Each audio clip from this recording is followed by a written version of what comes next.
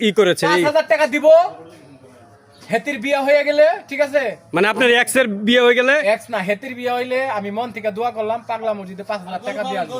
5 তলা বিল্ডিং আলা, খুব নামি দামি বাংলাদেশের সেলিব্রিটি, একবার করে বিয়ে করবো না, আজীবন অবিবাহিত থাকবো। আরে অবিবাহিত কারা থাকে? যারা খারাপ কাজ করে।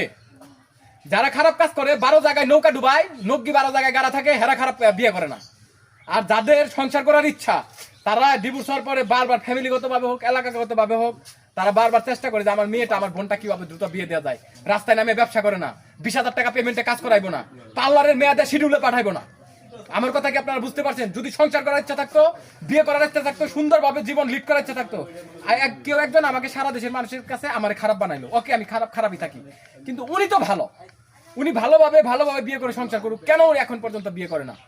কিসের জন্য বিয়ে করে না? উনি কেন আরেকজনের সংসার নষ্ট করার জন্য জাদু মন্ত্র করার চেষ্টা করতেছে, তাবিজ করতেছে? কেন উনাকে ছোট করে কথা বলে, কেন বাজে মন্তব্য করছে? হোয়াই? কিসের জন্য? আমি তো কারো ব্যাপারে কথা বলি না, আমি মন থেকে দোয়া করি বিয়ে করুক, সংসার করুক, সুখে শান্তিতে বসবাস করুক। থ্যাংক ইউ, আসসালামু আলাইকুম।